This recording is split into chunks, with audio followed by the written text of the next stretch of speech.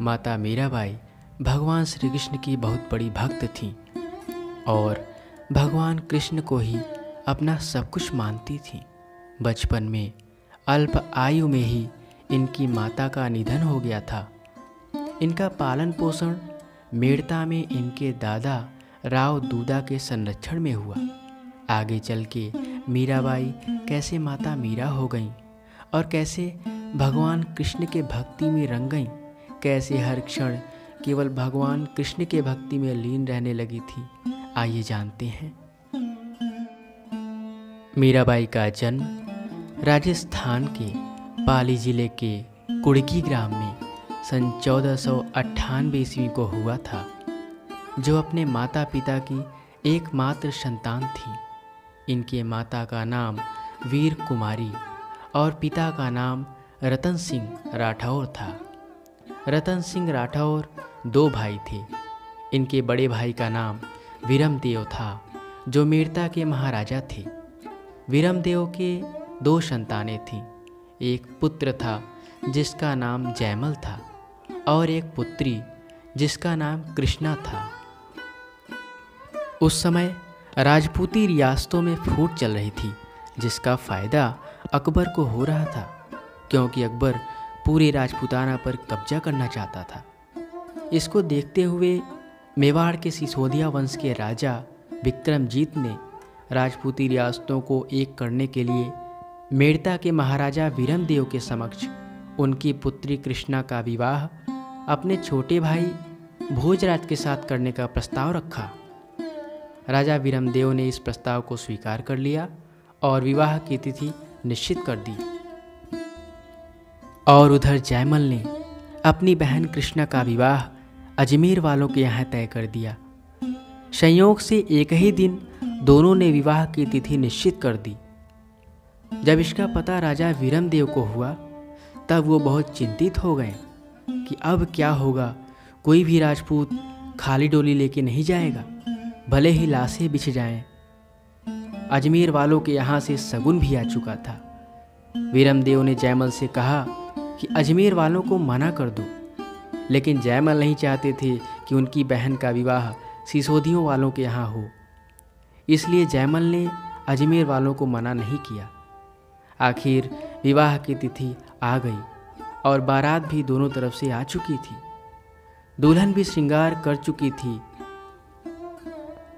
वीरमदेव कृष्णा के पास जाते हैं और कहते हैं, बेटी, मैंने टुकड़े टुकड़े में बटे हुए राजपूतों को एक करने के लिए, एक आदर्श के लिए तुम्हारा विवाह भोजराज से तय किया था। राजपूतों की एकता के लिए मैंने तुमको दांव पे रखा था, लेकिन मैं हार गया बेटी। अब मेरे पास कोई रास्ता नहीं है। ऐसा कहते हुए वीरमदेव ने अपनी बेटी कृष्णा को विष से भरी हीरे की अंगूठी देते हुए बड़े ही दर्द भरे हृदय से कहा, बेटी, अब हमें केवल तुम बचा सकती हो बेटी। ऐसा कहते हुए वीरमदेव आंखों में आंसू भरे वहाँ से चले गए। जिस तरह छत्राणियाँ अपने मान सम्मान के लिए पल भर में जौहर कर लेती थीं, उसी प्रकार कृष्णा ने भी मान सम्मान के आदर्श के लिए अपने पिता से एक सवाल भी नहीं पूछा और अपने प्राण न्यौछावर कर दिए। तब क्या था, अजमेर वाले तो वापस चले गए, किंतु राणा विक्रमजीत ने कहा, आपकी बेटी नहीं, मेरी बहू मरी है। जिस आदर्श के लिए ये संबंध जुड़ा था वो अवश्य पूरा होगा। कृष्णा की माँ ने कहा, यदि आपके आदर्श को मेरी बेटी की ही ज़रूरत है तो आप मीरा को ब्याह कर ले जाइए। फिर राणा विक्रमजीत मीरा को डोली में बैठाकर मेवाड़ के लिए रवाना हो गए। मीरा तो भगवान कृष्ण को ही अपना पति मानती थी। वो कहती है, मेरो तो गिरधर गोपाल दूसरो न कोई, जाके सिर मोर मुकुट मेरो पति सोई। मेरो तो गिरधर गोपाल दूसरो न कोई। मीरा और भोजराज दोनों मेवाड़ पहुंच गए। विवाह हो गया। लोगों ने बहुत अच्छा स्वागत किया। मीरा अपने घर से आते समय भगवान कृष्ण की मूर्ति अपने साथ लाई थी। उसी मूर्ति के सामने मीरा सुबह शाम पूजा करती, मूर्ति का श्रृंगार करती और भजन गाती रहती थी। मीरा जब भगवान कृष्ण का भजन करने लगी तो लोग कहें मीरा भई बावरी, सांस कहे कुलनासी रे। लोग कहने लगे मीरा पागल हो गई है। सांस कहती ये तो कुल का नाश करने आ गई है। राणा भोजराज की एक बहन थी उदा, वो भी मीरा को हमेशा ताना मारती थी, किंतु मीरा का भगवान कृष्ण के प्रति जो प्रेम था, अटूट विश्वास और श्रद्धा थी, वो दृढ़ था। उसे किसी की बात का कोई असर नहीं था। एक बार उदा ने कृष्ण की मूर्ति जो मीरा अपने साथ लाई थी, उसे मीरा के कमरे से चुरा के महल के बाहर एक कुएं में डाल दिया। तब मीरा उस दिन बहुत रोई। फिर मीरा महल से कुछ दूर भगवान कृष्ण का एक मंदिर था, वहाँ जाके पूजा करने लगी, भजन गाने लगी और कृष्ण के प्रेम में नृत्य भी करने लगी। माता मीरा के भजन सुन के लोगों में भक्ति की लहर दौड़ जाती थी। उसी समय एक बाबा वहाँ आए और मीरा से कहें, बेटी बहुत प्रेम है, बहुत श्रद्धा है तुम्हारे अंदर भगवान के प्रति, ये लो एक तारे पे भजन गाया करो। फिर मीरा वहाँ से चली गई। मीरा को बाद में पता चला कि वो तो संत रायदास थे। मीरा के ससुराल वालों को मीरा का महल से बाहर जाना बिल्कुल पसंद नहीं था, इसलिए भोजराज ने महल में ही एक भगवान कृष्ण का मंदिर बनवा दिया। मीरा हर समय मंदिर में रहती थी। विवाह के कुछ वर्षों बाद मुगल बादशाह बाबर और राणा सांगा के बीच भीषण युद्ध हुआ, जिसमें राणा भोजराज की मृत्यु हो गई। भोजराज की मृत्यु के बाद माता मीरा को सती करने का प्रयास किया गया, किंतु मीरा ने कहा, ऐसे पति को क्यों बरूं जो जन्मे मर जाए। मीरा अविनाशी वरे सुहाग अमर हो जाए। मेरा पति तो अविनाशी है, अमर है। ऐसा कहते हुए माता मीरा राज दरबार से चली जाती हैं। माता मीरा को मारने के लिए कई षड्यंत्र रचे गए, किंतु माता मीरा को कुछ नहीं हुआ।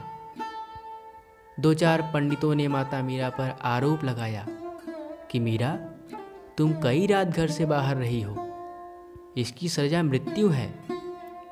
फिर राणा सांगा ने भरी सभा में मीरा को विष का प्याला पीने का आदेश दिया।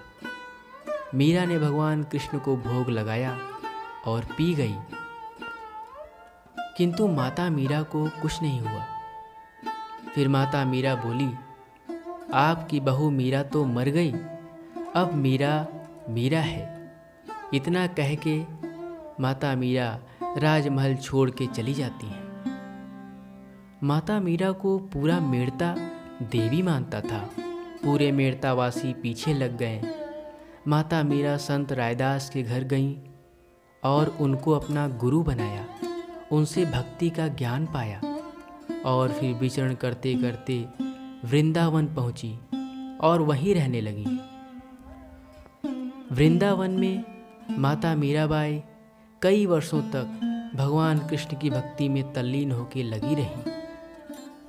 मुगल बादशाह अकबर, जो कई धर्मों में रुचि रखता था, जब अकबर के महल में ये बात पहुंची तो अकबर को माता मीरा की दर्शन करने के लिए बहुत उत्सुकता हुई। अकबर और तानसेन दोनों भेष बदल के मंदिर गए और मीरा माँ के दर्शन किए। आगे चल के राणा सांगा की भी मृत्यु हो गई। सन 1540 ईस्वी में राणा सांगा के चौथे पुत्र उदय सिंह का राज तिलक कुंभलगढ़ में किया गया। राणा उदय सिंह के पुत्र प्रताप, जिनको महाराणा प्रताप के नाम से जाना जाता है, जब वो बड़े हो गए तब उनको मीराबाई के बारे में पता चला। मीराबाई प्रताप की बड़ी माँ लगती थी। प्रताप अपने पिताश्री से पूछने लगे कि पिताश्री, मीरा माँ हमारे साथ इस महल में क्यों नहीं रहती? हमें उनके साथ रहने का बहुत मन करता है। उन्हें इस राजमहल में वापस ले आइए। तब राणा उदय सिंह भी विचार करने लगे कि हमारे पूर्वजों ने मीराबाई पर कितने अत्याचार किए हैं, उन्हें कितना प्रताड़ित किया है। मीराबाई को फिर से इस राजमहल में लाना चाहिए, उनसे माफ़ी मांगनी चाहिए। अतः ऐसा सोचते हुए उन्होंने प्रताप के साथ कुछ लोगों को माता मीरा को बुलाने के लिए भेजा। उस समय माता मीरा द्वारका में भगवान कृष्ण के मंदिर में रहने लगी थी। प्रताप माता मीरा से राजमहल चलने के लिए आग्रह करने लगे। माता मीरा तो भगवान कृष्ण की भक्ति में मस्त थी, उनको किसी से कोई लगाव नहीं था। माता मीरा ने प्रताप से कहा, लगता है मेरा अपने घर जाने का समय आ गया है प्रताप। प्रताप मीरा माँ के इस बात को नहीं समझ सके। माता मीरा मंदिर के भीतर गईं और दरवाज़ा बंद कर लिया और समाधि में लीन हो गईं। जब प्रताप ने दरवाज़ा खोला तो एक दिव्य प्रकाश दिखाई दिया और माता मीरा अदृश्य हो गईं। प्रताप मीरा माँ को ढूंढने लगे। एक पुजारी ने कहा, मीरा माँ तो भगवान कृष्ण की मूर्ति में समाहित हो गई, उनके धाम चली गईं। फिर मीरा माँ नहीं दिखाई दी।